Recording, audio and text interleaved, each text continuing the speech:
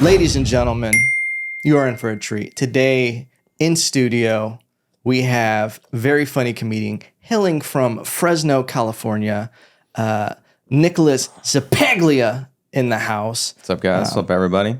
One half of the High Noon podcast that he does with an autistic comedian named Mason Smith. Check it out on YouTube. Yeah, recently discovered autism. Had it his whole life, but now he's out of the autistic closet with it. Yeah, he's accepting who he is, which is nice. Dude, Mason is one of the sweetest humans I know out here. He's very nice. He's the best. He was like one of the first people that were like genuinely friendly to me. I think that was just because my skin color was white. But yeah, like, you're all right, man. You're all right. You're all right. You're all white. You're all right. It's Mason. Yeah. No, he's a sweet guy. He's awesome. Very friendly right out the gate. And sadly, we have a lot in common. So yeah, we do. He was, like I said, yeah, he was the first guy, one of the first people that was like genuinely cool with me. Would actually like went out of his way to like, hey, what are you doing? Come to these mics with us and hang with us, you know. And so I feel blessed to have him in my life. He's a cool dude. Yeah, but he's also a fat, hairy piece of shit. Yeah, he is hairy. I saw the pictures he posted of doing some dominatrix show at Vulcan. Oh yeah, so I heard about this. It's like titty bingo or something like that. So basically, it's a bingo game. It's a bingo night at the club, and but they do what they do is they put on a old vintage like retro porn on the projector. And they play it, and you play bingo, and the cards have like different cheesy things that they do in the porno. And so apparently you just sit there with like a bunch of people and watch this old porno and play bingo based on like what happens in the thing. But then Mason was like, yeah, I'm going to be, when he told me about it, he's like, yeah, I'm going to be the dildo guy. And I was like, what? What? Like, what? He's like, yeah, the guy that brings out all the dildos. And I was like, sure. All right, Mason. Dude. All right, cool. And then Mason will take any stage time. He's just like, he'll take what is any it? stage time. And then then he posted the photos of him in that like leather strap harness thing and underwear, and then was just like, then he was posing with his like, yeah, dude. And then at the end of where she goes, it was fun. I'm like, you're gay. You are gay, dude. Dude, he could make so much money online if he just embraced this side of him. I'm gonna work on it. I'm trying to get it. Trying to get him a sponsorship, Miller Lite, excuse me. He'd die if he heard me say Miller High Light. Miller Lite, we gotta get him that. I want to get him. Yeah, we got to get him an OnlyFans for just hairy guys. Yeah, he'd sell a lot for sure. He'd make a lot of money. You get a good 10% off of that. I'd like him to just pick the lane of just like shaving his chest hair. You know, so it'd just be videos of every time he shaves it off, and then he grows it and does a video like every whatever day and a half that it takes him to grow that. Yeah. He's a beast. He's so fat and gross, folks. Yeah. He is. He looks strong though. Like he looks like if you're going to chop wood with someone, you're like, Mason's on my team. Like weird strong where it's like, yeah. He's got that retard strength for sure. But yeah, he is pretty strong. He's a strong dude, but it's also when your body's used to just lifting up a fat piece of shit for its entire life and walking it around, then yeah. I tried Mason, but that's just how the cookie crumbles. He knows I'm kidding. He knows I love him. He's stronger than me. Yeah. So you also, I think, so first off, I would see you around the scene and everything, kind of be like, oh, people were telling me at first, they were like, you look like this other comedian, Nicholas Ceppaglia. And I was like, who is this Ceppaglia fellow walking around? And it's super racist. They always say Asians look alike. We're just two dudes. With dark hair. Yeah. And just extremely handsome. And it's like, dude, we're not all the same. I'm so sick of the struggle as handsome guys have to go through on a daily basis. It's a lot. Especially on stage when they're like, you can't be funny. Do you know how hard it is to have girls come up and always want to take you on dates? Ugh. It's stressful. And it's hard. You know how much it hurts me to say no to a free meal? But it just gets out of control sometimes. We should start a support group for it, to be honest with you. But you also do, you randomly popped up on my YouTube before I met you with these coffee clips. And it's a great concept. I love it. Thank you. Do you make any kind of special coffee for it? You have these segments where you have these very funny conversation with comedians. Is it special coffee? Is it regular coffee? It's just whatever coffee I've bought for the week. It's what I drink. I come over and make them coffee. Nothing too crazy or special. I just make it the way that I normally make it and how I take my coffee. And I like to use a French press. And Ooh, yeah. I use a French press and I just get like some good tasty coffee grounds. Like right now, honestly, like one of my favorites is from the H-E-B brand, the Taste of San Antonio. Really? It tastes like fat people, and man, it's good. It's so good. Everyone comes over and goes, this is really good coffee. I'm like, I know. It just tastes like the Riverwalk. I don't know if it tastes like the Riverwalk. It tastes like the diabetes. That's for sure. Dude, I feel like if you fall into the river in San Antonio, you come out obese. Like you just look like it's. I've seen the Riverwalk, and man, yeah, it looks disgusting. It's wild. I mean, it doesn't look any better than the river we have here, you know. Yeah. But I think what makes it worse is it's just there's buildings right next to it. Yeah. So you're like, oh, and then you're just like, yeah, this seems weird. At the Riverwalk, yeah, it's just like completely concrete. There's nothing nature about that. Yeah, there's nothing nature about it. It's like man-made, and like this looks gross. Yeah, you don't go there to write a poem. Yeah. The Lady Bird Lake is nice. It's just there's all these handsome young men at the bottom of it now because of the serial killer.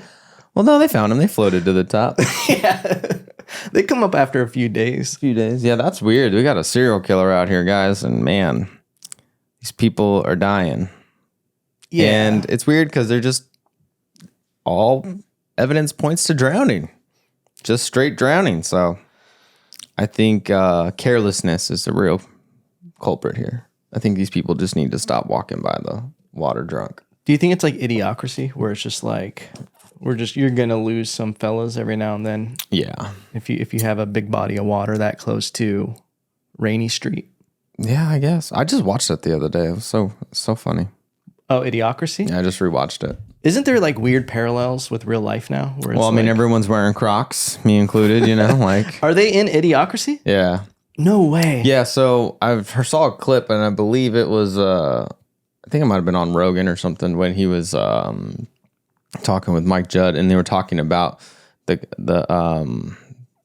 costume designer was like, they needed to find like these shoes that were just like ridiculous, that would look kind of futuristic.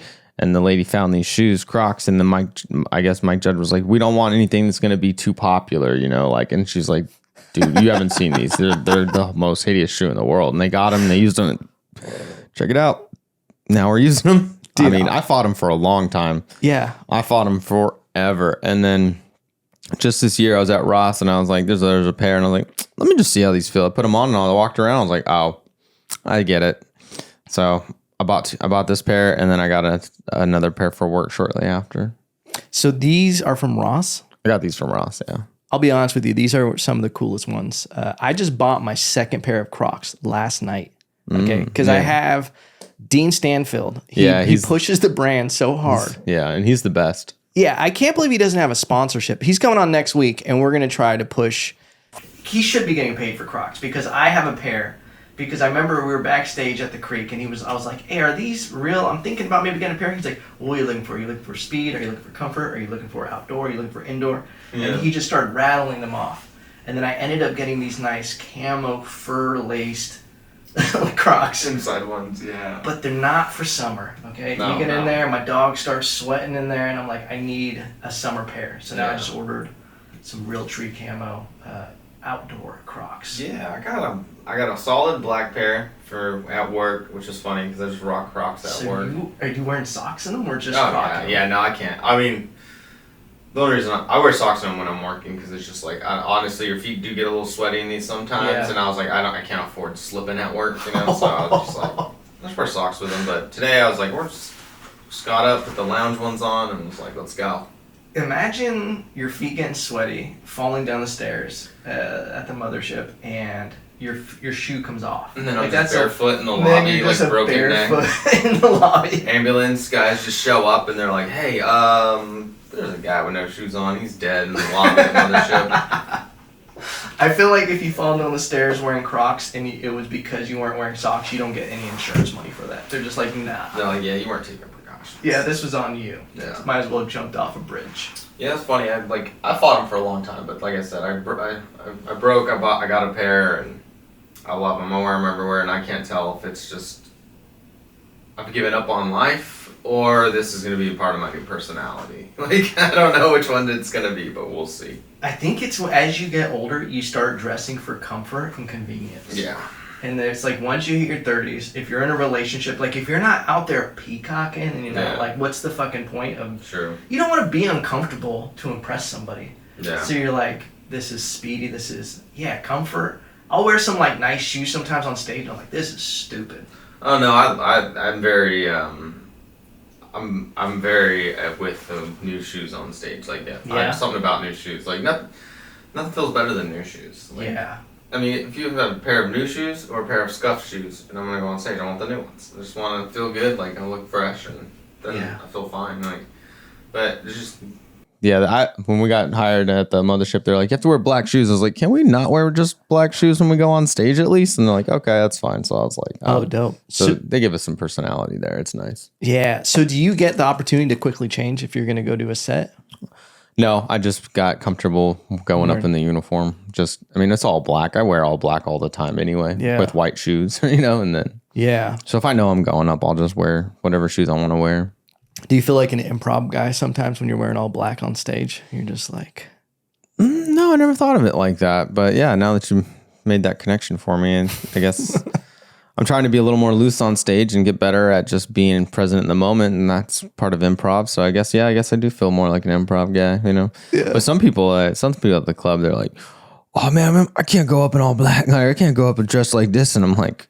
What are they, a cartoon character? No, but some people just, I get it. You want to look a certain way when you get on stage. Like, there's a difference between when you have a show that on a night you're working and not, on a night you're working, you're just like, oh, I'm wearing all black today. And then the other days I'm like, shit, do I want to wear this shirt? Do I want to wear this shirt? Do I want to wear these pants? Like, it's almost easier having to go up in the uniform. Yeah. I went through a phase when I was doing a lot of spots in like LA doing mics out there.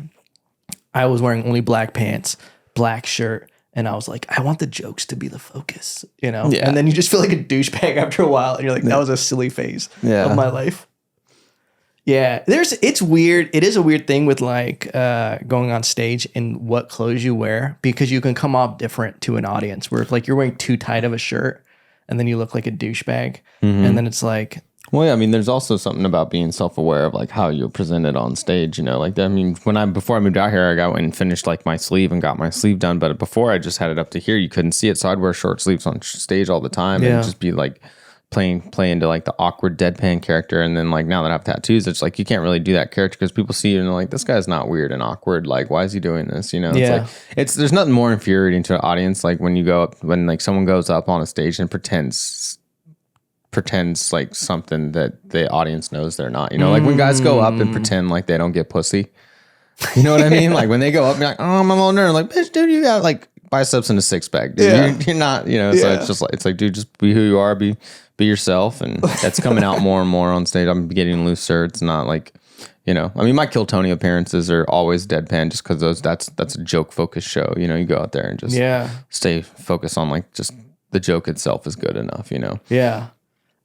Your Kill Tony appearances were really good. Yeah, I had 3 really solid ones. I was really happy with them. Like, got Secret Show every time, and I think each one was a little better than the next, but even the first one was really good.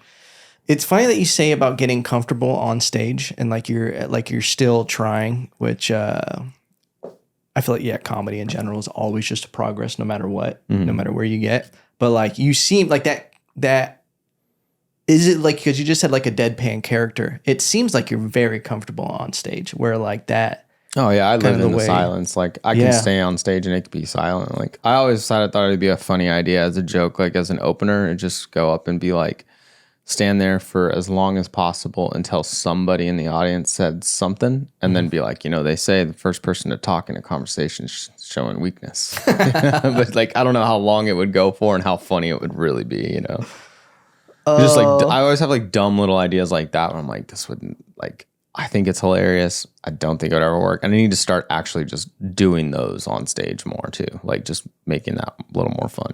Yeah, it would. I would love to see it. That's the kind of shit that I think is hilarious when it's like Yeah. Just random deadpan stuff is hilarious. I feel like, yeah, interacting with the audience in that way, in that silence, I've realized like using it as a tool to like build it up. And it's like, if you know that punchline is going to be good and you just kind of inflate the balloon, it's like a bigger pop. Oh yeah, really absolutely. It's all about timing. Like I don't know where my timing really came from. But I get a lot of compliments on my timing, like of all things, like more than even like the jokes. Like, oh, that was really funny. It's like, man, your timing's really good. I'm like, oh, okay, cool, thanks. It's a good compliment, but at the same time, I'm like, what did you think of the jokes? Like, the jokes were shit, but you told them in perfect time. Yeah. There's like, because I forgot when you were going to do the podcast, I was like, let's look at some clips, let's see some things. Is there small subtleties in just like very small movements during the silence that are like building it, where it's just like even like an eyebrow raise, something small, it all like adds to the suspense of it and like almost like putting the audience in on it rather than just a real awkward silence. Sometimes like now I'm getting like more comfortable on stage, so I'm like trying to be a little more loose, but like little subtle things will help, like even just to let the audience know that you think it's funny. Like even just a small little like snicker, like setting up a setup, like like they think like it's so funny that it's even making you kind of snicker. You're not laughing at your own joke, but like you'll be like, and then blah blah blah blah, and then the punchline, and then and then they're with you because they know you're joking. And it's a lot easier to say something dark like that for me, at least now, because like before it would be like deadpan. I'd say it real deadpan, and I'd go up like in my earlier years and just be super deadpan, say the joke. And a lot of I have a lot of jokes that like you kind of have to think about a little bit, or you don't get it right away. So I mean, like I remember a lot of people would tell me like we don't even realize you're saying the punchline until after you've already said it. And I'm like, I know that. But then so what would happen is I'd say the joke, it'd be like dead silent for like half a second to a second, and then I'd like kind of smile, and then they go, oh, and then it just get like a huge pop. Like a lot of my I have a few jokes like that where like even still like I'll say the punchline and just stop talking, and then I'll like go grab my drink, and then like on the way over to grabbing my drink, they're like, oh fuck, and they get it. Like, so that's kind of fun. I try and like to think I'm clever enough to, or just a clever person, and but yeah, little things like that would help. Like just a little snicker, like. You know, or just like or just like raise the eyebrows, like you said, like, but yeah, it's all in little things. Like now it's just like more of me, like I try and make it like little subtle things to make it to let the audience know that I'm enjoying telling these jokes while I'm on stage versus like where the deadpan character goes up and you don't know like what they're feeling, Yeah. And obviously like it's harder to connect with the deadpan character, and like, I mean, when I was doing this as a hobby back home before I moved out here, it's like I did it for like 8 years, but it was like, a couple mics a week, maybe a show a weekend, like a bar show a weekend. And then that was just in my hometown, and anything else I wanted to get to was like an hour and a half minimum drive one way to get to. So like back then it was just like, oh, I think I can write jokes, and my jokes stand alone on their own. And now that I'm here and I'm like in it and I actually like been given the opportunities that I want to take full advantage. I want people to like me for me and not just like, it's like trying to build up me as a brand, and also discover who I am as a person. Cause this is the first time I've ever really done anything for me that I wanted to go for. When I graduated high school, I didn't go to college. I started like selling weed and partying a bunch, and thought that was cool, and got a couple full-time jobs and worked different experiences doing that, which had a lot of great experiences. Then I went back to college because I was like, I think I want to be the first one in my family to graduate college. And so at 26, I went to college and graduated when I was like 31. And then I worked at the family business, was going to take that over because it was like the next safe route. But, and then I was like, maybe comedy kept going better and better as this was going on. I was getting more and more opportunities, meet more people, giving me more and more good feedback. Like when I'd go to LA, like, dude, you got to move down here, this and that. And then, so I was like, fuck it. 2019 was ending. I was like, fuck it. I want to move to LA. Let me save up for a little bit. Boom. Pandemic happened, got stuck. Luckily, my family business was essential, so I just worked and stacked money and saved and saved. And then as soon as Austin opened up and honestly, like Joe and all those people moved out here, and I was like, oh, whatever, Austin might be cool. And then Tom, I'm a big Tom Segura fan. So once I found out that him and Christina were moving here and going to be here to like raise their family for a few years, I was like, well, I'd ideally like to be at some point Part of like their family. Part of their family. Yeah, I want them to adopt me. Tom, Christina, Mommy Jeans, please adopt me. I'll do anything you need. I'll fight any. I'll fight Nadav. I'll do any challenge. Just let me be part of the family. You just hear him laugh from the other room. He thinks he's getting in that stupid fuck. Tom, Tom, if you need me to, I'll take out Bert for you. Like, no, just kidding. But no, so it was pretty cool. So then like coming out here, it's like been the last year and a half's been really nice because it's just like, all right, well, who do I want to be on stage? I was like, I just want to be me. Like, I just want to have fun and enjoy it. And so I'm trying, and it's been helping with writing new stuff. More like the stuff that I have been coming up with while I'm here is a completely different setup. Like I'm actually trying to tell like little small stories about like this has happened or that's happened, or, you know, instead of it just being like a weird, awkward, non sequitur one liner. So that's been coming a little easier. Just writing like that. Writing on stage helps a lot too. I mean, I'm privileged enough to be one of the few that get to work out in like one of the greatest clubs in the world, and we get guaranteed spots on Sunday and Monday, and you know, I feel lucky to have that mic there to really practice anything I want, you know, like, and I'm, you know, they were really open to us like trying to learn and be better. And Nicholas is a door guy at the Mothership here in Austin. Yes, sir. Yeah. So it's really nice to be able to work out there and know and just have the comfortability of knowing like, hey, I can try something here new. If it bombs, it's not going to affect me. Yeah. You know, like as opposed to like when you came and did the open mic, you know, it's like you're kind of like that. It's just like, hey man, you gotta murder, or you know, don't bomb here. Like we get a lot more leeway that way. Like we've been told by Adam that's our time. Like, you know, don't worry about like bombing there. So I'm like, as soon as they said that, I'm like, all right, cool. Then it's been working out, you know? Yeah. So I'll go up and I'll try and work on some new, well, if I come up with like a new little thing, I'll work on it. And at least once a month I go up there with no jokes, no game plan, and just try and talk and be funny and just work on it. And like, I mean, it's gone well once and it's gone horrible a few times, you know, like you just get off stage and I'm like, well, I just fucking bombed, but I said what I wanted to say and I feel good about that. So it's part of the growing process. And then of course you bomb. So you think about the whole next week and then you're like, let me see how I can make it funny. It makes you better. Yeah. So it's like I said, I'm very privileged to like, I know that I'm just grateful to be here. Like I wasn't even supposed to be part of the first generation door guys. Like luckily I got the audition and I did really well, but I had just gotten this other job that was paying really good, but it was like a big boy job, you know, like it's a sales job. And it was like, all right, well, you got to pay your bills. And it wasn't like a comedy. It wasn't a comedy thing, and I started working there, and I just had the feeling. I was like, after a month there, I was like, I don't like this. I'm going to get the job at Mothership. And I was just like, you just got to bet on yourself, man. So I quit, and then like the next day, all the other door guys got the email that they got the job, and I didn't. And I was just sat there for 2 weeks, like, it's like, fuck, I didn't get the job. Everybody else got it. I didn't get the email. And then so I like had to start. I found like another part-time gig real quick at a gym.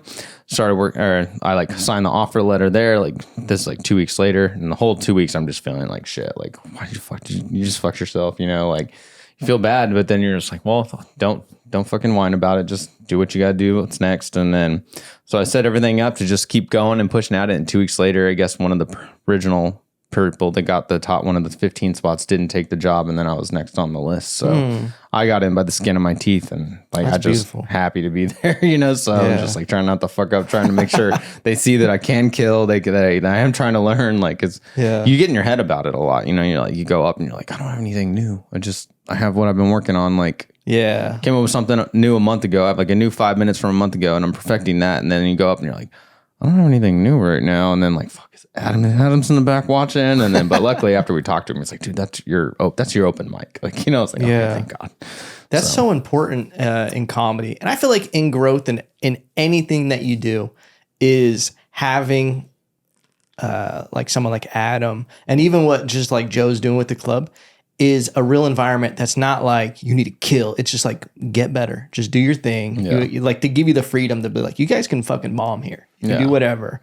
because that's how you're gonna have growth. And Yeah, I mean, so I try and go up there and bomb once a month just to show them that I'm trying. I'm still here. I'm trying. It's such a real thing because there'll be times on like shows and stuff where I'm like looking at the middle part of my set and I'm like, this is that new bit that I've been fucking let's do it. And then you feel like such a piece of shit if you bail on it. If you're just like, if you bail on it and you like go, you're like, yeah, because you set it up and you want to go and you're like, all right.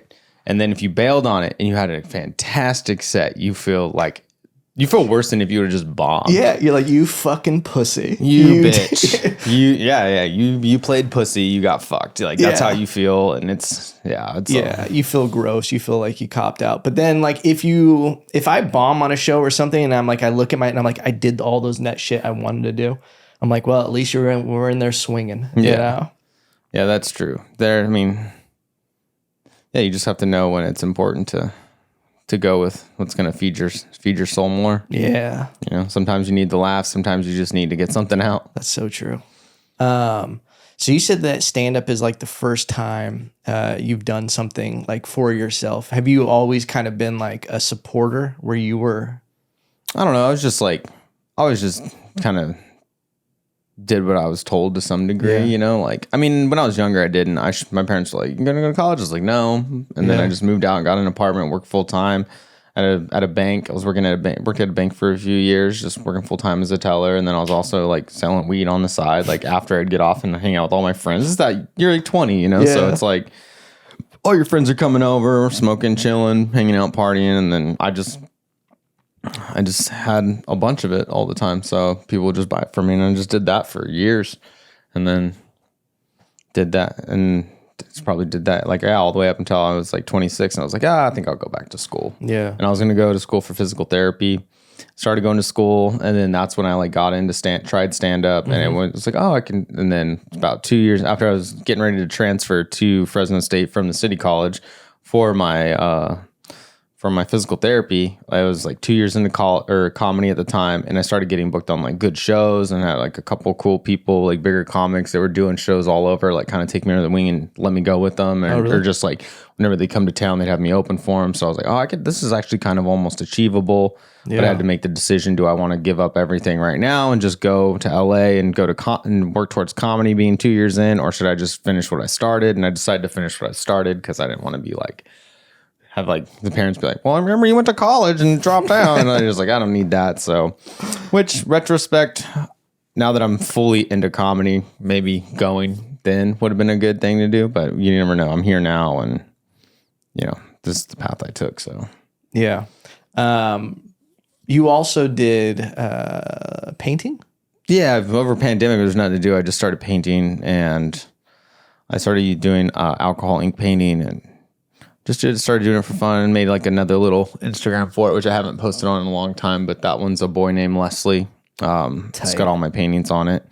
But yeah, I just started doing it for me, and just I would post pictures of them. And like every time I'd post a picture of my new painting, like 3 or 4 people that I knew would just hit me up and be like, how much do you want for that? That's dope. So I mean, I just started selling them. I was like, well, $50. Yeah. And then like, I'd get a nice little frame for it because like I hate when you buy a piece of art like and the picture shows it framed and then you get it and it's like get your own fucking frame, nerd. Yeah. You know, like so I would just like go and get like these nice frames from like Michael's because they always had them like deals like 2 for $20 or something like that. Then I'd sell them and first one I sold for $50 and then every time I'd sell a painting I just up it $50 and then by the end of pandemic or before I moved out here, like the last painting I did like a commission for this dude and he paid me like $700 for it. Dope. And then like, it just kept getting up. And then like, so I was selling like every time I'd do one, I'd probably make like $500. And then when I moved out here, I just didn't know anybody out here. Like that's what, so I mean, and then I just started working a bunch on comedy, but who knows? I brought all my art stuff with me. So at some point I'll need to paint again and I'll start painting again and we'll see what happens. I wouldn't mind setting up like, or doing another bunch of works and then just go and set up on like Congress sometime. But I don't know if you need like permit or to be part of that special art flea market they have out there or nothing. So I just haven't checked into it either. I mean, the homeless people run pretty free if you just, I'm sure you could just get away with whatever you wanted. I'm pretty sure I could too. Just go out there. I just don't want to sit out there in this heat over summer. I might do it over winter. Take some stuff out there. Yeah, that seems like a winter activity now. Yeah. It is aggressive how hot it is and humid out here right now. Yeah. I would like a bigger place. Like we have a cool little apartment with a roommate and my girlfriend. So it's 3 of us in a 2-bedroom, which is not, we're not really all that packed up. We got a lot of space between the 3 of us, but just not a lot to do. Yeah. I need like a room specifically for like my paintings and stuff. Cause like I use, it's called alcohol ink. So it's like rubbing alcohol and like this special ink and then it's very liquidy and then it dries. But then like if you do it in a normal room, especially with my animals and stuff, then you're like, and then it dries, you look at it and you're like, fuck, there's cat hair. And you like get tweezers and pull it out and just like kind of messed up. You're like that. And you'll see like the little imperfections. And I don't know, I get like real OCD about it. Yeah. Especially when you're started selling them for that much. Like, I gotta make sure these are good, like really nice looking, so. Dude, some kind of pet lover might like that though. You throw a little whisker in there, a little paw print, take Tobias and just press that little paw on there. Yeah, that would be cool. So you grew up in Fresno. Yeah, my whole life, just born and raised there. What is my whole that family's like? there. Yeah, it's just this little flat land in the Central Valley of Fresno. Big ag town, like outside of Fresno, there's a lot of farms and stuff. But I mean, it doesn't feel any different than here. Really? You got like the same mix of liberals and same mix of like conservatives and it just feels like when I moved here and I was really surprised on like how much the people and the crowds at shows, like they all feel just like the crowds at home. Like it just the only difference is there's more to do here, a bigger population, and the downtown has some. It's like there's cool stuff to do here, Yeah. As opposed to like the coolest thing about Fresno is going out of town. Because I mean everything's 3 hours away. San Francisco, Sacramento, 3 hours. San Jose, 2.5 hours. Pismo Beach, 2.5 hours. LA, 3.5 hours. San Diego's only like 6 hours. Like Yosemite's 2 hours away. You're right in the middle. So it's like, oh, Yosemite is dope. Yeah, Yosemite's the shit. I'm going back in August. I can't wait to go. That's one of my favorite places. Yeah, girlfriend's never been there. She wants to go, and I'm like, you have no idea what you're about to blow her mind. Yeah, it's sick. I remember the first time I went there. Like, I mean, I went there as a little kid, but when I went there, like 19 for the first time, like as an adult, like drive through that tunnel, you just see it up. And you're like, holy shit! You know? I have artwork like framed of. Never felt smaller in my life. Yeah, even walking downtown here, like you look at these buildings, I'm like, this ain't shit. Yeah, this ain't shit. Yeah, and it's all natural. It's just. I just actually saw a video that like there's been so much rain that like Yosemite is amazing right now. That all the waterfalls and everything are like gorgeous right now.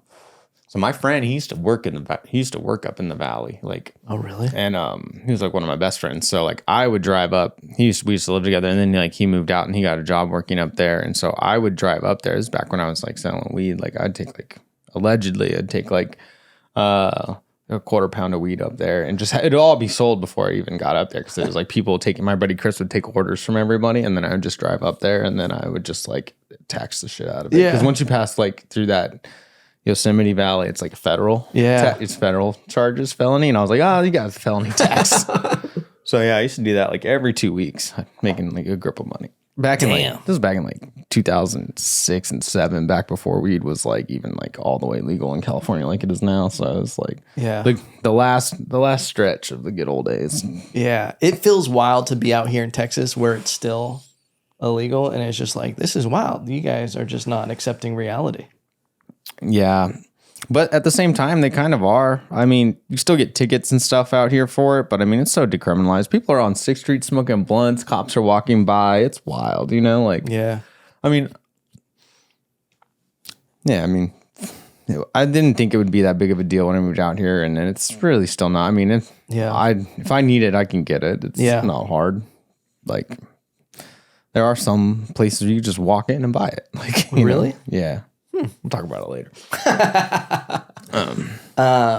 6th Street, when I first, when my wife and I first moved here, we drove down 6th Street and it was at the height of when they legalized all that camping and tents underneath the freeway. And I was just like, I have forsaken us. I was like, what have I done for us because of this silly. You're like, babe, this is where all the comedy happens. I was like, this is where I'm going to be most nights. Yeah, nice. It was insane, just the world. It feels like there's starting to be some more tents. I had a homeless guy try to wash my windshield with piss the other day. These guys are, they're out of control. I won't give them money. I'll give them like water or food. Like, you don't want that, then fuck off. You're not really that homeless. I gave one I'll keep like Quest protein chips in my back seat, and I'll hand one every now and then. You give them the most disgusting fucking thing in the world to eat. I love them. Here, have some of this nasty ass fucking dry chip. Dude, maybe that's why they look at me like, come on, dude. Dude, I'm not out here getting ripped, bro. I'm out here trying to survive. I need all that processed extra trans fats. Dude, yeah, when it's really hot and no water, I just give them saltine crackers. I'm just like, here. I mean, I'll go out in the middle of winter and pass out ice cream sandwiches. Here's a bag of ice. Here's a bag of ice. Here's a wet blanket. Yeah. How else are you supposed to get hypothermia Here's a fan. and Here's die? a portable fan. Yeah. Here's a portable fan. The battery's not included. Yeah, you it's like a quest. You're like, you got to find the other pieces to this if you want the reward. You got any batteries? Got any AA batteries? I like the joke you did on Kill Tony, where you're like, I ask them if they can break 100. Yeah, yeah. It's a great joke. Can you break 100? I like that one. That one was good. So when you started doing comedy, was it originally deadpan? Or did you? It was just like dumb. Like the very, very first time I got put on stage, I just like was at an open mic and was talking to some of like the comedians that were signing up. And I didn't even know Fresno had like comedian open mics at this time. I think I'm like 27 at the time. So I was talking with them, and then like the next week I went back to watch again, and like same guys were there. I was talking with them, was having a couple drinks, and got a little buzzed. And then like one of the guys was like, "You're next. I signed you up." And I was like, "Oh shit." And I was like, well, I've never been afraid of public speaking, but so I was like, I'm not gonna let these weirdos like punk me. So I just like went and I was like, all right, fine. But I didn't have any like original jokes. I told like dumb internet street jokes the first time, and I got like a couple laughs. But it's Fresno, like nobody has no one's culture and comedy like that. So I was like, they're fine. And then I did that for like a month or two, and was like going and was like having fun. And then just randomly some guy was like, do you want to come be on this show? And I was like, yeah, sure. And like I went and I did it, and I was like. And then I just didn't feel that great about it. And I was like, well, that was just like dumb street jokes. But I mean, like I enjoyed doing this. And one of my buddies that was there with me, he was like, do you like coming out and doing all this and doing stand up? I was like, yeah. He's like, do you want to like do it for real? For real? I was like, yeah, of course. He's like, well, then you have to like start writing jokes. You're never going to get booked anywhere. You're never going to get anywhere booked further than like this little bar show in your hometown telling like just dumb internet jokes. And it's not like I was saying like, these are my jokes. You know? Like I was just like, these are jokes I think are funny. Yeah. You know, and then so I took that to heart, and then I just stopped going for like 6 months and just started writing and trying to be funny, and spent like 6 months writing until I thought I had like 3 minutes. And then I went to an open mic with that, and like half the jokes worked, and I was like, okay, this is what's up. And then it just kept going and just it never stopped. And you know, so was it like an instant gratification of realizing these were your jokes that you wrote? Yeah. I was like, oh, this is cool, because this is something that I legitimately thought was funny or came up with. And when I first started, me and my buddy Taryn, he's a funny guy. He did a little bit, but he was never much for like being up in it. But like we would get together and we would just try and make each other laugh and like text each other jokes and stuff. Or like he'd text me like he'd text me like a setup or something, and then I'd like text back the punchline. So we would like write jokes like that together. And then he wanted to do it for a little bit. So then like he started getting into it, and then like I'd obviously at this point I'd already been doing it for like 2 years, like, and I was just like, yeah. So I'd help him, wrote some jokes to help with him, and we just had a really good back and forth like that. And then he kind of fell out of it, and then I just kept going on my own, and just kept plugging away at it and writing. And I need to do more sit down writing, but like for the most part, I'll think of something, and then I'll just kind of think about it for the whole time. And then if something will pop into my head, I'm like, oh, that's funny. And then I'll write it down. You know? So do you pen and pad it, or do you? No, that's what I need. I just need to sit down. I'll write it into my jokes like on my phone, you know, or if I don't have my phone, or my phone's dead, or I just need something really quick, I'll just like whatever paper's there, I'll just write it down, or put it in, then I'll put it in the phone later. Yeah. I have it now, like in the nightstand, like a pen and pad, because there's so many times where I'll think of something like in the middle of the night. Yeah. I'm like, oh, that's a tag for that, and I'm like, I'll remember that shit. You don't. And then I wake up in the morning, I'm like, fuck, I don't even remember what happened. Yeah. So do you have a set, like, it's just when jokes come to you, or do you like ever have a schedule where you're like, it's just like whenever they come, like, it happens when I'm driving most of the time. Yeah, it's always in the car. Yeah. Like always when I'm driving to work, I'm like, oh fuck, that's funny. Luckily, Like that's how I used to write jokes a lot. I'd get stoned because I was working and I was going to school too, but I was working in the service industry, serving tables, busting tables, whatever. So I would like just riffing. I would just smoke. Yeah, I just smoke a bowl and I would drive to work listening to like the radio, but not listening to it. And I'd just think of stuff. And then whatever was funny, I'd think of on the way. And then I would go tell like certain people at work. So like I was working at Ruth's Chris at the time. Ooh, and fancy. And I'd go and if I came up with a really good dark joke, I'd go to the cooks and tell them. And if they started dying laughing, I knew it was like a killer.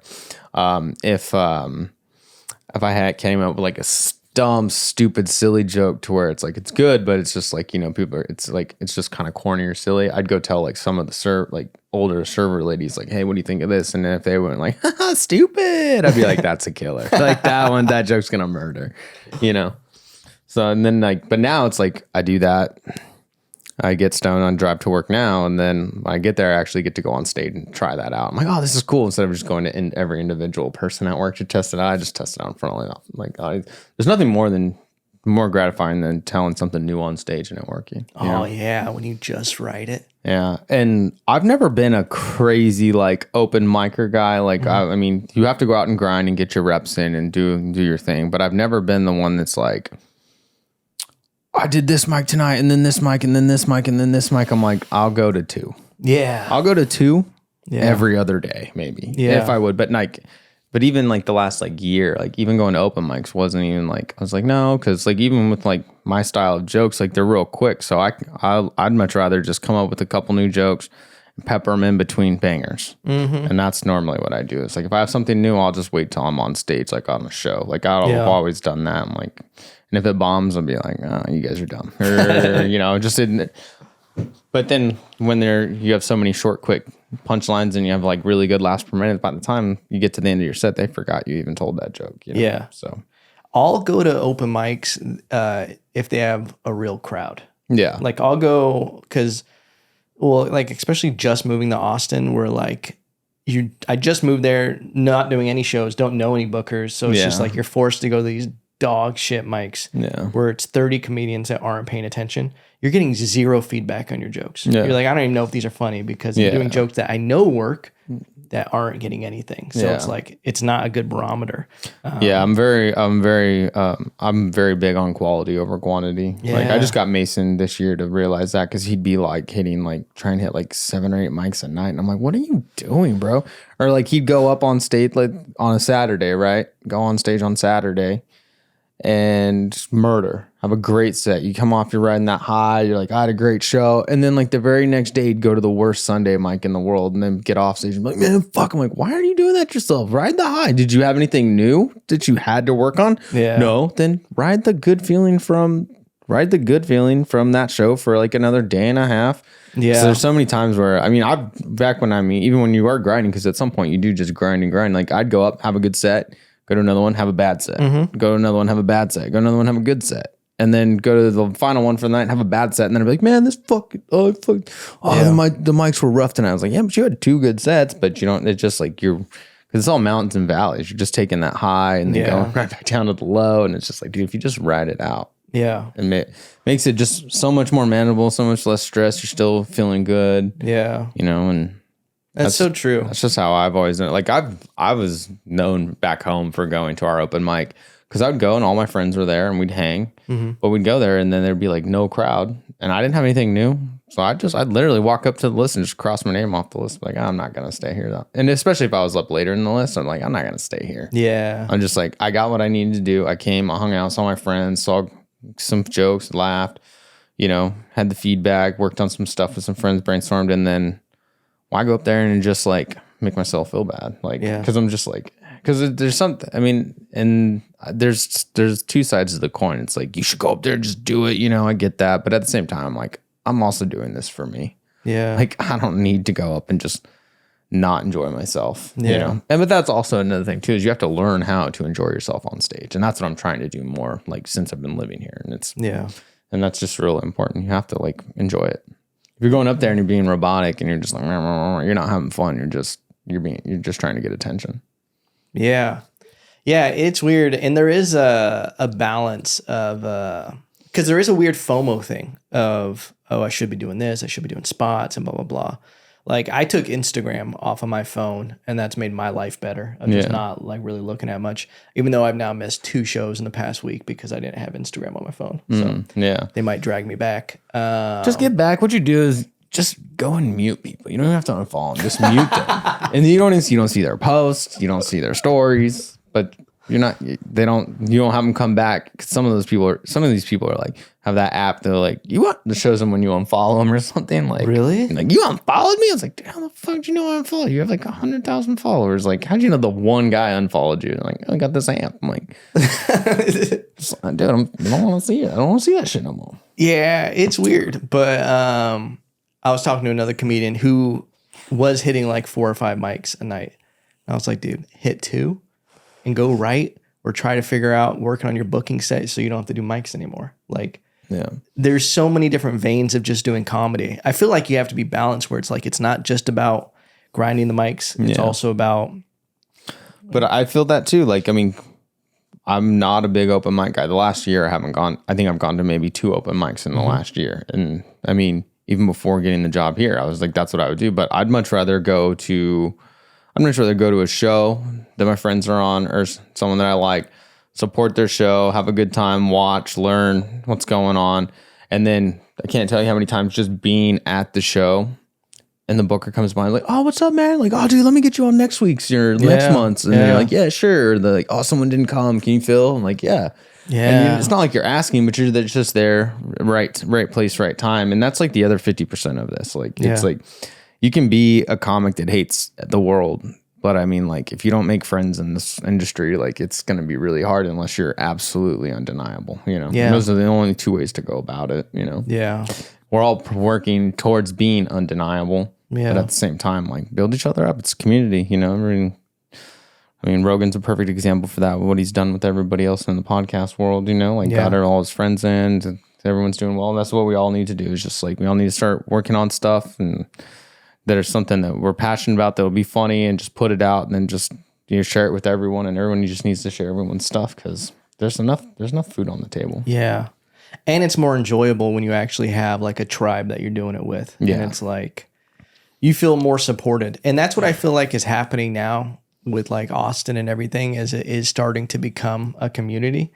And I like how big the scene is. I like how many good comics are in it, because the goal has always been just to be the funniest version of myself that I can be. Yeah. And it's like, if you stay that big fish in a small pond, or where there's not all these murderers, you're not really going to get better. You might get to the top of that, but then you're still going to be dog shit compared to this other group.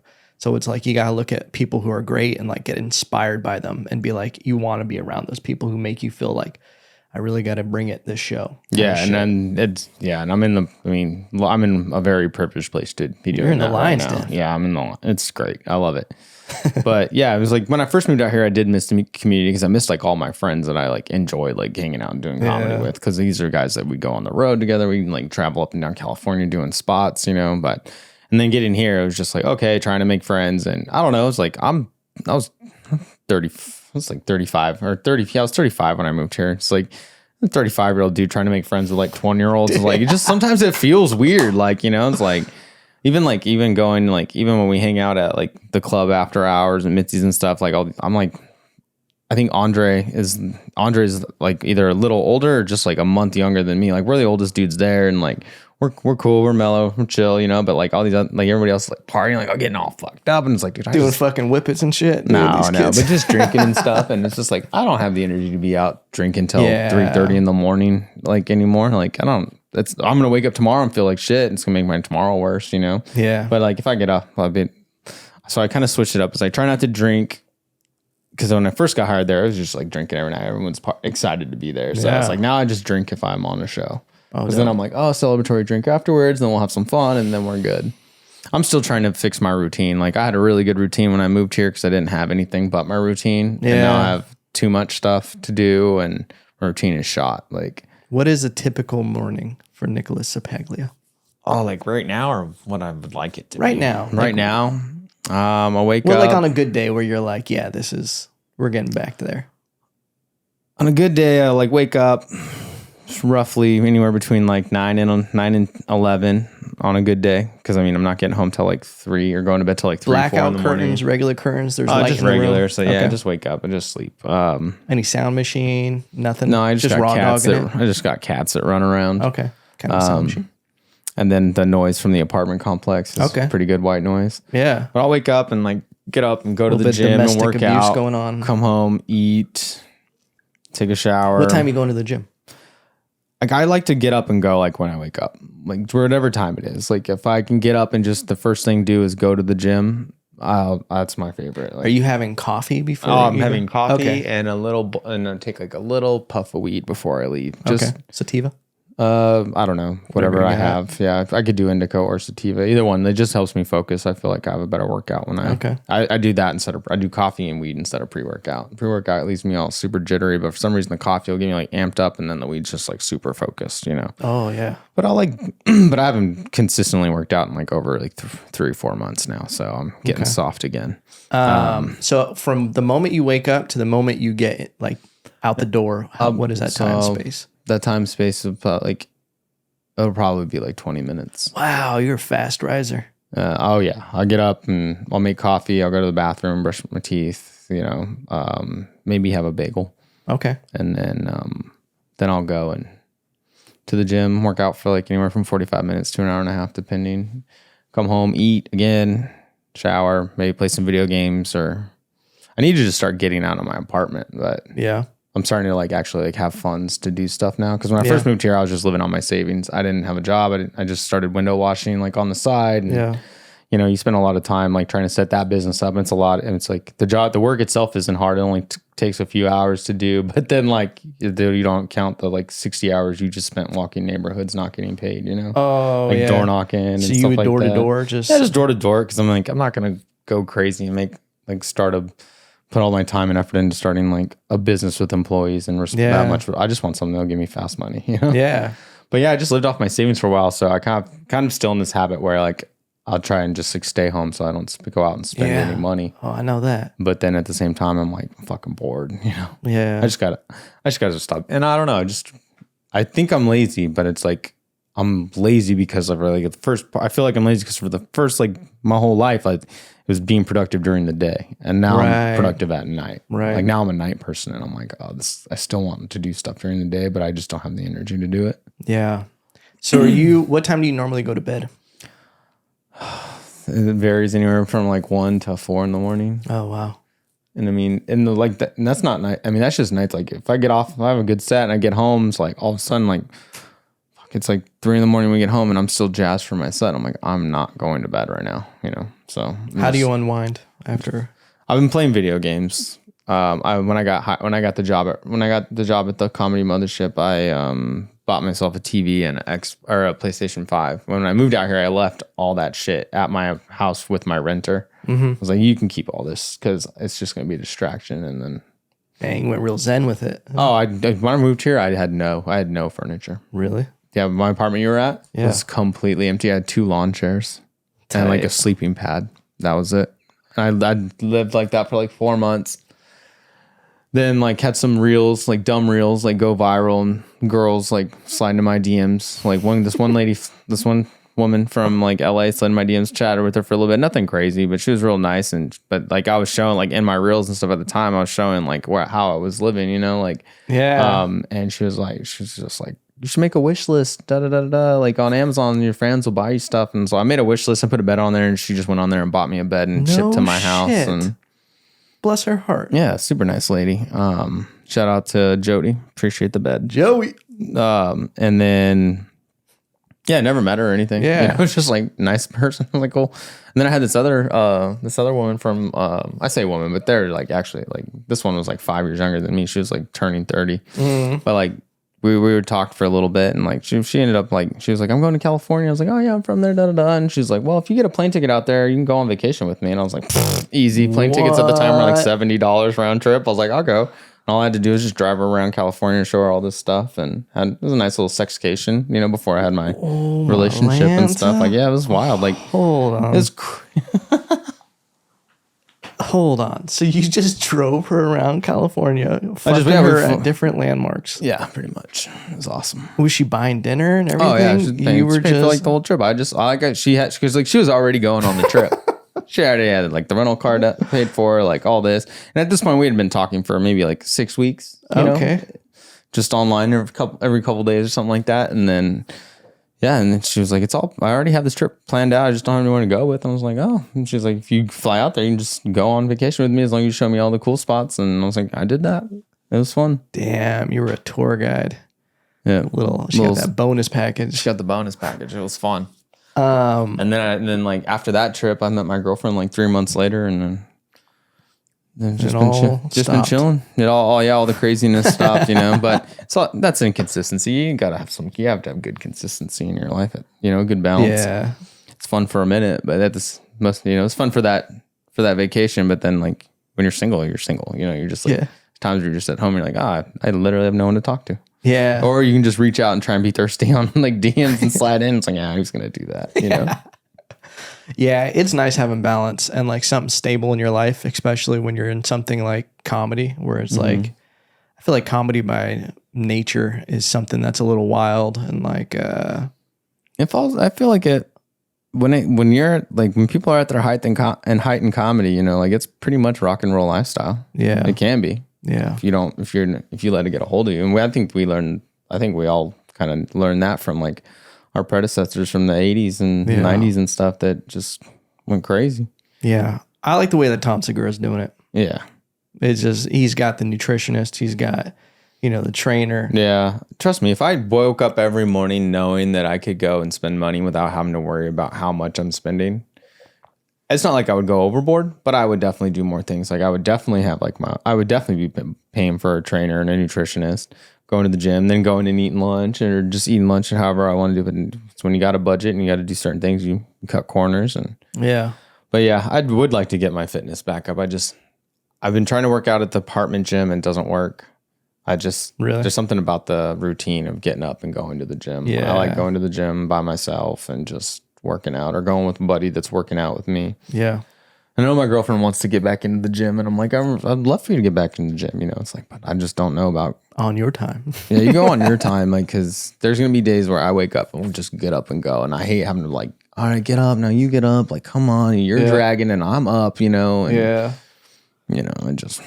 What is like the ideal life for you? Like, if you do make the kind of Tom Segura money, and it's like you can just like build your perfect life, what does that look like for you?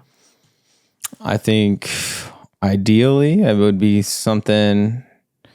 I think it would be something close to, at least schedule wise, like maybe have like a nice successful podcast with with Mason, and just have fun hanging out with my friends, and have a nice little fan base, at least enough to where I could maybe go out on the weekends and do like a different city, ideally maybe theaters, Yeah. But I'd like to sell whatever room I'm in, whatever room I get into. I'd like to be able to travel to do sold out rooms, and come stay in a city that has like a cool scene where I could come and work the clubs during the week. That would be my work wise, but I think the way like Joe does it right now, where he's out on the weekends, he leaves and does his stuff on the weekends and flies back. I think that's like ideally, like, instead of going for like a 6-month tour straight, go for do your dates for a couple weeks, like even going and doing your dates for a couple weeks straight, like Bert does or Tom does. I'd much rather just like be at the point to where like people want to see me and I could just go like every weekend, go to a different place. But we'll see how it goes. What about hobbies? Do you like doing things outdoors? Are you into hiking, fishing, camping? I like camping. I haven't been fishing since I was a kid, but I definitely wouldn't mind going again. I'm starting an Austin Comedy Fishing Club. Yeah, that'd be cool. I'd be down for that. Gone out with a few. I'd be down for that a lot. We can make some sick merch. Yeah, that'd be really cool. Hiking's a lot of fun. I mean, you just got to go do it and having the time to do it. Yeah. Making the time to do it. I just feel like there's so much stuff out there that I need to be working on. It's hard to like focus on other hobbies. Like that's why I haven't really even painted, like just because every time I like bust it out, I'm like, I should be working on comedy or doing something, or resting or focusing, I just want a life with good balance and lots of laughs. Amen, brother. You worked at Starbucks. Are you really into coffee? Where you like this is that's hard. I'm not a snob. I'm not a snob like that. Like, I mean, I got Starbucks today, but that was only because I didn't see the 7-Eleven, you know. Like, I mean, I just like caffeine. And if it tastes good, it tastes good. But I mean, like, obviously, like, you can know the difference between, like, when you taste good coffee and bad coffee. Yeah. You know, like, oh, this coffee's not that great. But I'm more about, like, I'm taking it for the effect of it. How much coffee do you drink during the day? Like half a French press. My French press is only about like that big. And if it's just me, I'll only put like half the water in it. And like, maybe like like 2 to 4 teaspoons of coffee. Okay. So not too much. You're not like overdoing I'm it not with going caffeine. crazy. I was going crazy for a while, like just being really coffeeed out all the time. And Yeah. I was getting a lot of crashes. And then, I mean, shit, last week I didn't have coffee at all in the morning. I enjoy it. I don't need it, but I definitely enjoy it. I don't even know what would happen to me if I stopped drinking coffee for a week. Like I just might not exist anymore. I really don't know. Yeah, I would say like realistically, I can probably go like 3 days without it and be fine. But like I'll get to work and have coffee at night, and I forget that I had coffee, and then I'm like, oh, that's why I'm awake. Yeah, you know that too. Favorite movie Favorite movie? Ooh, that's tough. or genre? I mean, comedies are great. Yeah. Thrillers are really cool. I'm not a big horror person. Some scary movies are good. Not according to that vacation you went on in California. Hey-o. That was a Mason. Shout out Shelby. She was a nice lady. No, I'm there. Like I can put the other guys on and just have that movie playing in loop over and over and over again in the background of my house. Yeah, with Will Ferrell and Mark Wahlberg. Dude, amazing. Is that the one I'm a peacock? You gotta let me fly. Yeah. I say that all the time to people. And I can watch that. I can just have that movie on all the time. I really like Gator don't take no shit. Gator don't take no shit. I mean, I like Christopher Nolan movies are really good. I mean, he's got so many. Fight Club's a classic that I absolutely love. I love a good movie with a good twist, you know? Like, the first time I saw Sixth Sense was great. Oh. It was awesome.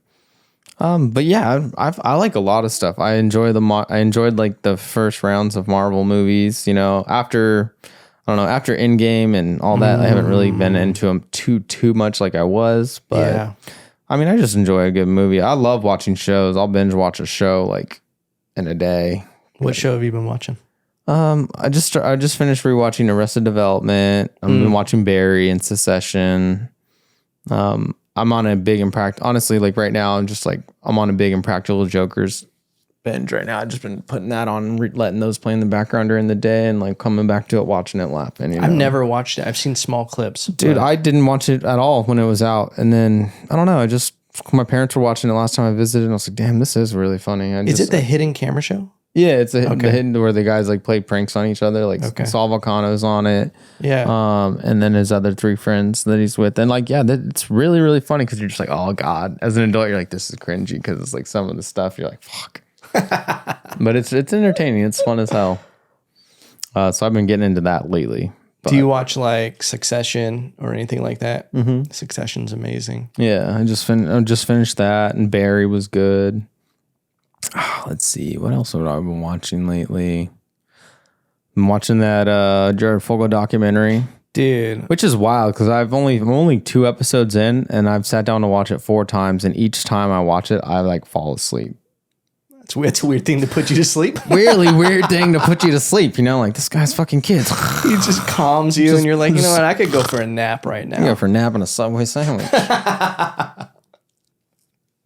Dude, yeah, I saw that cover. I can't watch stuff like that. Like, my girl's obsessed with like crime shows and like. I don't mind it. I like them. They're cool. I mean, I like all that crime stuff and police stuff too. But I don't know. Yeah, it's just kind of boring. This one. Yeah. It's kind of boring. He was just a boring guy. What it seems like. It was full on. Yeah, but like they have like audio recordings of the conversation he had with this lady who like recorded him to trap him, and I'm like, okay, I don't know. It's just boring. He sucks. He was talking about kids as if they were like literally just buying like clothes at the store. Yeah. He was like, yeah, I would like these. You know, he was describing some inanimate object that was like just a boring white guy that looked like he ran an HOA or something. Yeah. So fucking boring.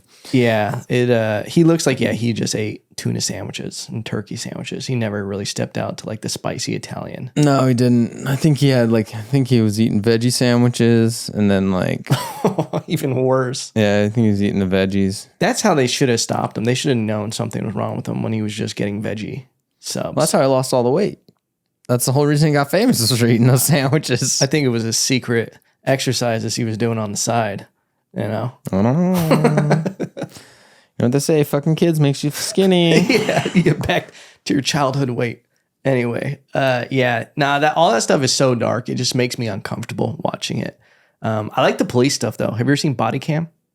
Mm-mm. That's what my girl showed me. They basically take all the body cam footage and security footage from like surveillance and everything, and they build the story and have everybody narrated who was involved in it. So you'll see like crazy things, like a guy in the back of a Target with a knife, and you'll see like the Target like security, and then you'll have like the body cam from the officers. It's entertaining. It's on check that out. HBO Max, I think. Oh, it's called Max now. They switched. Had to download a whole new app for my television. Yeah, so annoying. What the fuck are you doing, HBO? Yeah.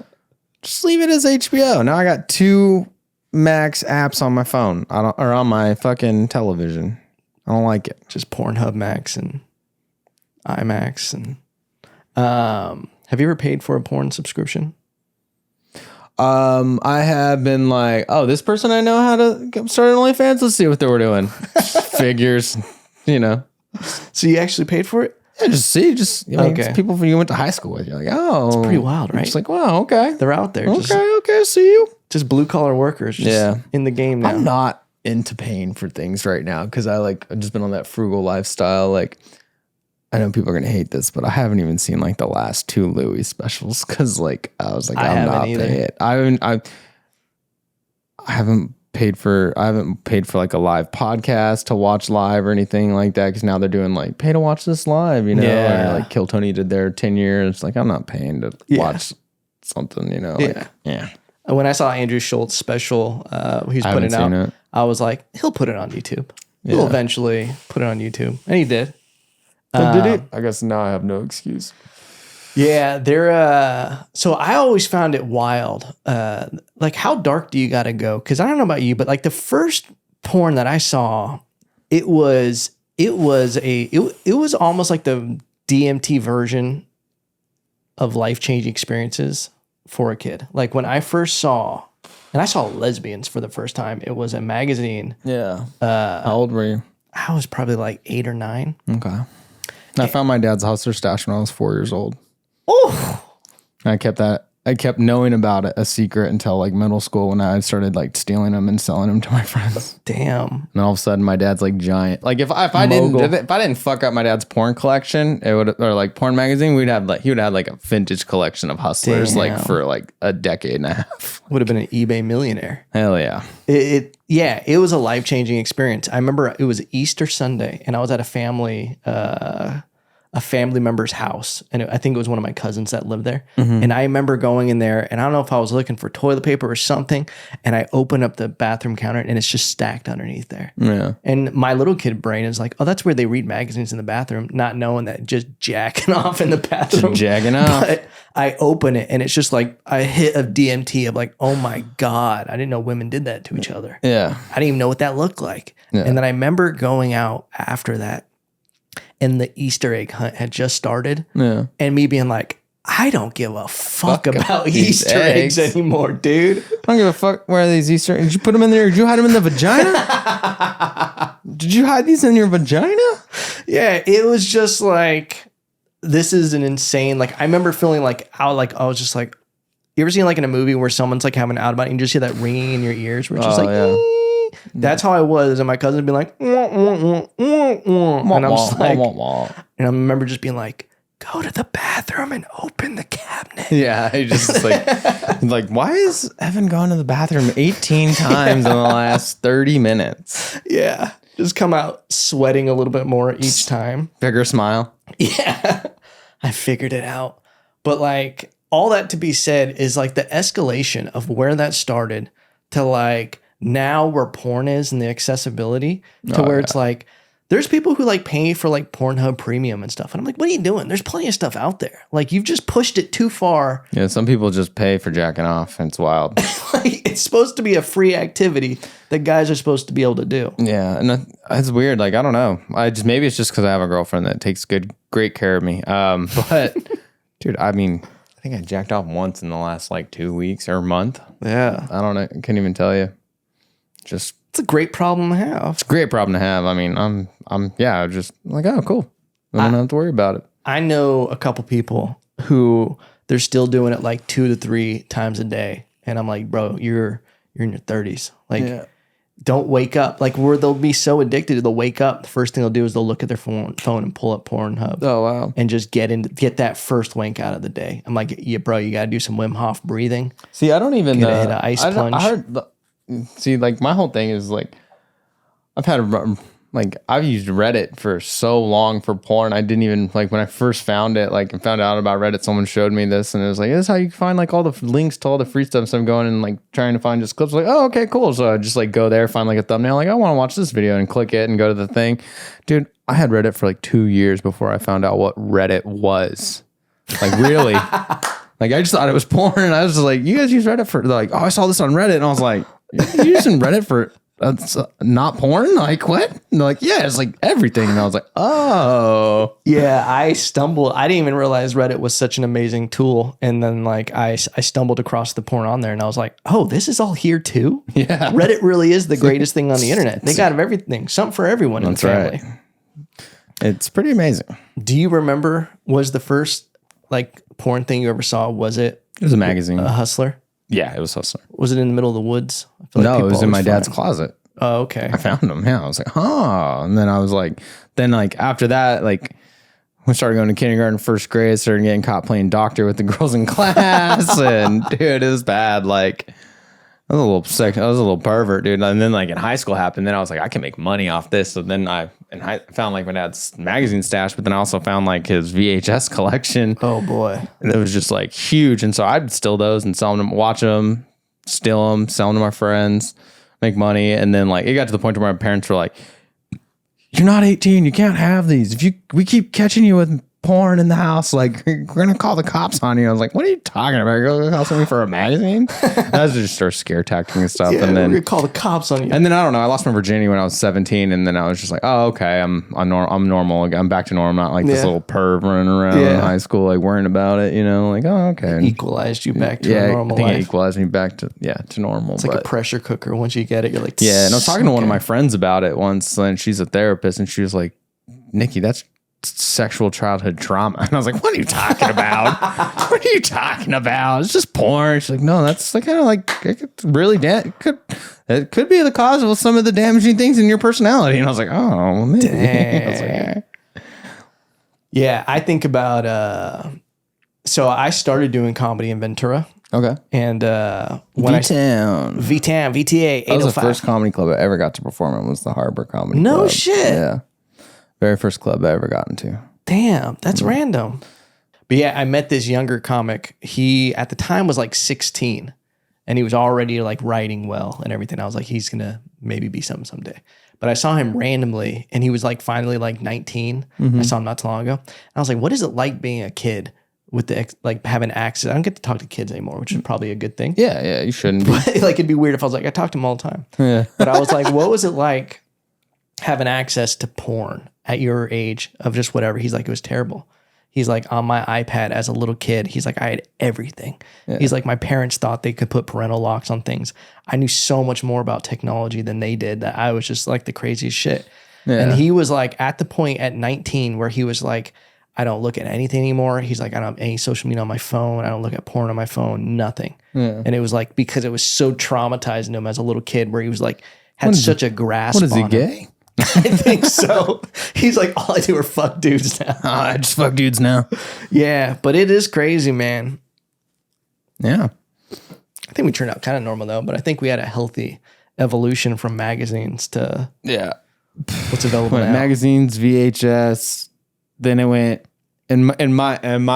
for me it went, Because like I remember when the like internet like came out. Yeah. So before that, it was magazines, VHS. Then the internet came out. Then it got widely spread. Then it was like downloadable pictures where you would watch it buff. Yeah.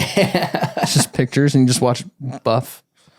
And then fuck, I turned 19 and bought myself a laptop when I lived in my own apartment, had my own Wi-Fi connection that was mine. And then I was just like, oh, the world of porn has changed. I mean, you can find it anywhere. Yeah. Never had to buy a magazine again, like. Yeah.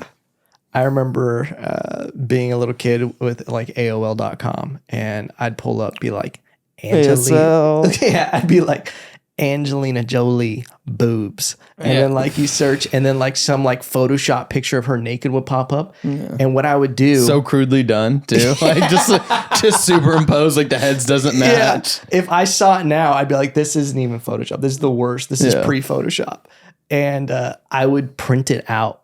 And I remember one time my dad and like someone walking in the office while it's just like printing. And I'm just like, and then I like print it and I was able to get it out, but it was like mission impossible. But that's just the risk you had to take sometimes. Dude, you took massive risks as a kid. Yeah. Kids still today take massive risks. They just have more technology to do it. Nicholas, thank you for doing the podcast. Thank you for having me. Do you go exclusively by Nicholas? My friends call me Nick. Yeah. But it's mainly because it's my nickname. Yeah, I did it. Got him. Oh, that was a great Nick joke. Dude, if Mason was here, he would have loved that. Yeah. You can see Nick Ceppaglia at the Mothership every Sunday and Monday guaranteed. And then throughout the week as well. And check out High Noon Podcast on the YouTube. Autistic Tasmanian Devil, Mason himself. With Mason himself. That's High Noon _pod on YouTube and Instagram. Drinking Coffee with Nick's coming back slowly. We're not going to be pumping them out like they were coming out, but they're going to be coming out and they're going to be back. Check out all of Nicholas Ceppaglia on everything. You don't know how to spell it, so just try it. It'll come up. So, yeah, it's a tough one. It's a tough one. It sounds like your last name's like pasta or something. Like I could see it. Yeah, Nicholas Ceppaglia. It's a little bit of Ceppaglia. Are you Italian? Yeah. Okay, full. No, like half. Or I haven't done the 23andMe. I was always told I'm half German and half Italian, but you never know now. That's just what the family identifies as. What they wanted. I'm surprised they took the German. A lot of times people are trying to get away from that. Yeah, I mean, we had the Italian last name. It really didn't have any. Yeah. I think it's just like part of my grandmothers are just like, side of the family is just like English mutts or European mutt stuff. Yeah. Who knows? Yeah. European mutt stuff. Shout out to all the European mutts. Check out all of Nick's stuff. And we love you.